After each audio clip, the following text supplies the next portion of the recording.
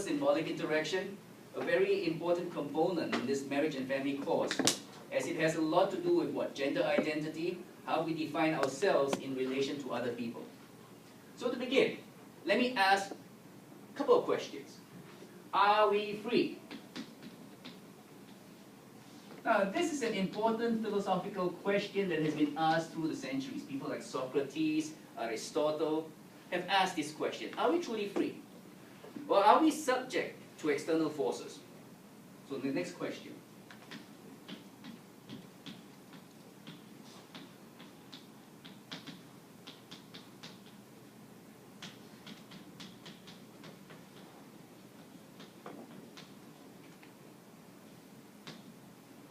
Now, obviously, in the American culture, we always value our individualism. We always value our freedom. Our parents always taught us that we are masters of our own fate, that we can be what we want to be. But how much can we will on things? Do we have limitations? Yeah. Yes.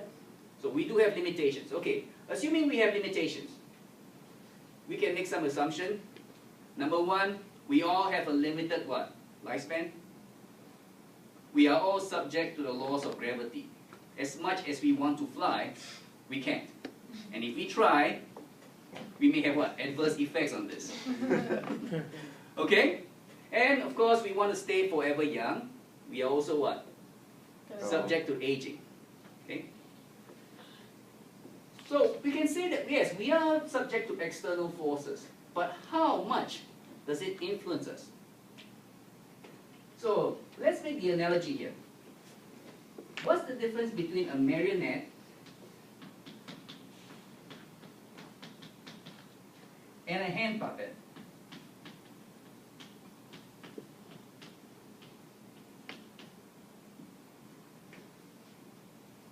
So what's a marionette?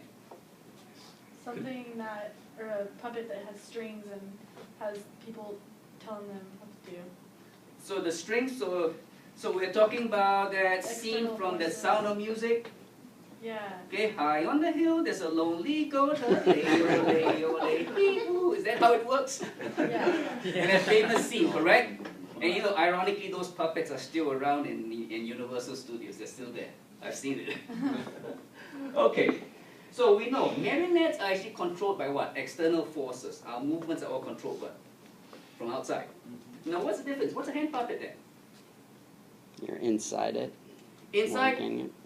How many of you are old enough to remember Lamb Chop? Yeah. No. Sherry Lewis? Yeah. No. It is the song that never ends. Oh, I do know that song. You remember that now? Yeah.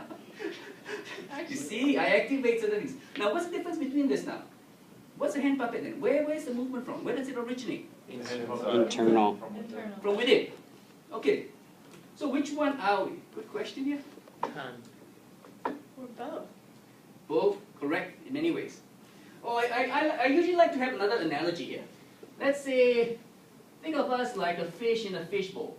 We have a fish in here. Now the fish is free to move what? In the bowl. In the bowl. Within the bowl, correct? But it also has its what? Boundaries. Now, are human beings actually in the same condition? They were free to do what we want to do, but there are also limitations and what? Boundaries. Whatever decisions that we make, is it truly our own? Or is it based on some other variable? What defines what's beautiful? What defines what is ugly? Now, for the longest time in society, we always argue that beauty is in the eye of what? The what? Beholder. Beholder. How true is it these days? Not very. Not very true anymore? Because now what happens? We see what? Symbols of beauty. And we're bombarded by it constantly.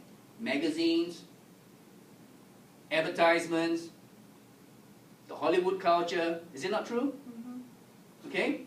And we all have our definitive what? Symbols of what is good, what is bad, what is beautiful, what is ugly. So, let's begin. Let's go back to symbolic interaction once again. Now, the term symbolic interaction was coined by Herbert Blumer. Now, he did not, the concept did not originate from him, but he kind of developed it from Charles Horton Cooley's The Looking Glass Self and George Herbert Mead's Mind, Self, and Society. We'll go into that later. Now, symbolic interaction rests on three very simple premises.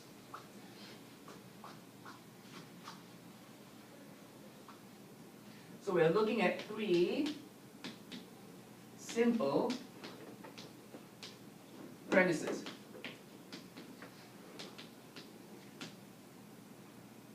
I misspelled this one.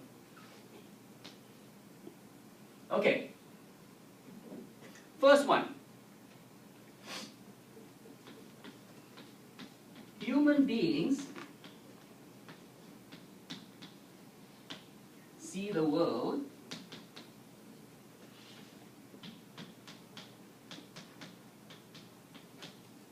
through symbols. So, what's a symbol? It's a good question here. An object that reflects meaning. Something that reflects meaning? So you're talking about something that represents what? Something else? Good. That is correct. Alright? So we look at symbols. Something that represents what? Something else. A representation of something else. So we look at Christianity, correct? Well, we see what? Cross. A cross, right? And our Muslim friends now who's going through Ramadan, the fasting month, what's their symbol? What? A crescent moon? So we have a crescent moon. Okay? And of course the Taoists would have the yin and what? Yin yang. Yin and yang. Good. So looking at all these, we see what? Different representations of different what? Religions. And so we see the world through symbols. Are these not symbols itself? Letters. Letters, And when we juxtapose these symbols together, do we not place meanings on these things? Mm-hmm. Okay, so comes to the second premise here. Alright? Premise number 2.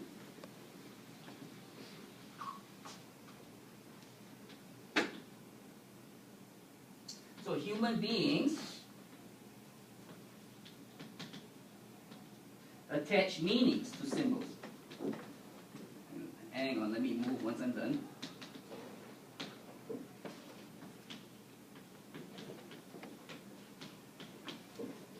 We have to place meanings on symbols. Now, can gestures be form of symbols? Yes. What does it mean? Stop? Or if I do this, what does it mean? Hi. Hello? Or is it goodbye? Okay? And of course, we know when we drive a car and someone cuts in front of us, we have the universal what? Hand signal, which I'm not going to do in class here. Okay? But gestures are symbols. Can noise be symbols too? What are some examples? Trying to hang out. Yeah, you can make all this cat calls, whistling. We can do that. Cannot whistle to save my life. So, human beings attach meanings to symbols. So what's important is that we have to attach what? Meanings. So next question. Where does all these meanings come from? Society. Society. And how do we derive these meanings? Society is important. So to symbolic interaction, society becomes what? Our reference what? Point.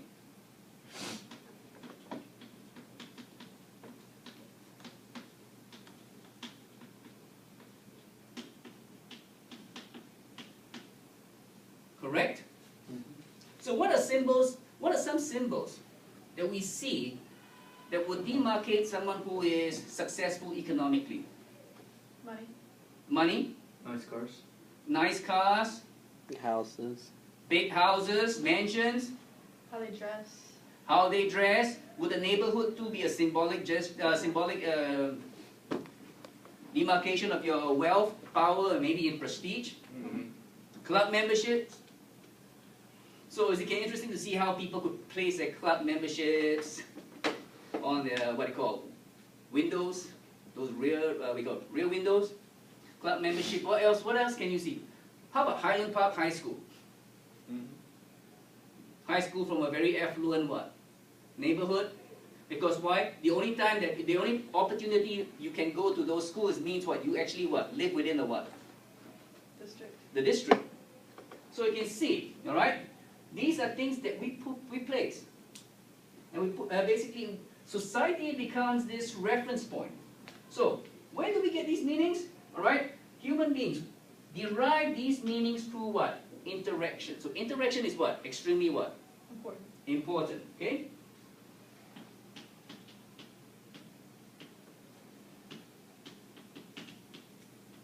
Derive meanings through interaction. Hence, we get what? Symbolic interaction. Three very simple what? Premises. Now, how many of you know what feral children are? The word feral. Uh-huh. They're wild children. They're not raised.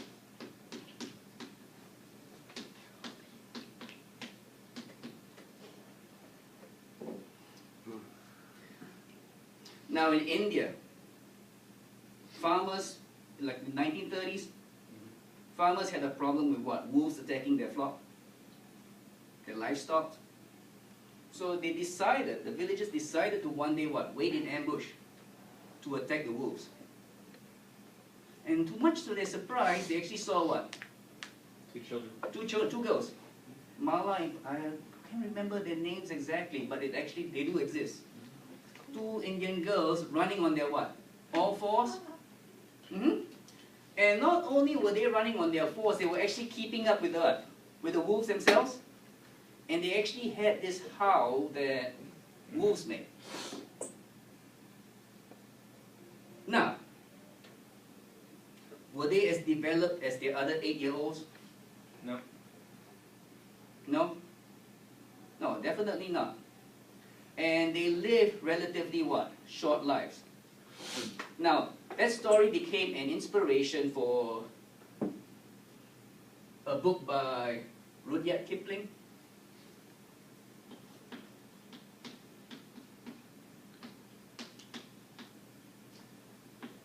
You all remember this one? Jungle Book. Mowgli. Oh. Uh-huh. There you go. These are children that do not have much socialization or interaction with other human beings. And one of their biggest challenges is what? To speak. First thing. Okay, sharing sounds, sharing symbols. At the same time, they do not also have the what? Cognitive ability to analyze information. Because when you think, do you not think in symbols? And psychologists have actually proven that children who are multilingual tend to have better what? Analytical and cognitive skills. Why? Because why? They have more symbols to what? Juxtapose. The more symbols you have to juxtapose, the more conclusions you can come up with. Because people who speak more than one language will tell you sometimes the English language do not have the same what? Equivalent. Okay? Not the same symbols, not the same equivalent. And they can think in much higher and deeper what? Dimensions. Okay, and this later, the Rudyard Kipling Jungle Book, also another person that wrote A Feral Child, Edgar Rice Burroughs. I'm not sure you can remember this one, but these were books that were actually what? Inspired by the feral children. Tarzan. Tarzan the what? Ape Man. Okay? Now, of course,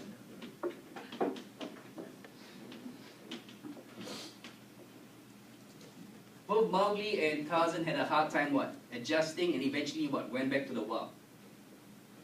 But in most cases, human beings, when you're deprived of that early acquisition of symbols in one's mind, would your growth be impeded? Definitely. Okay? For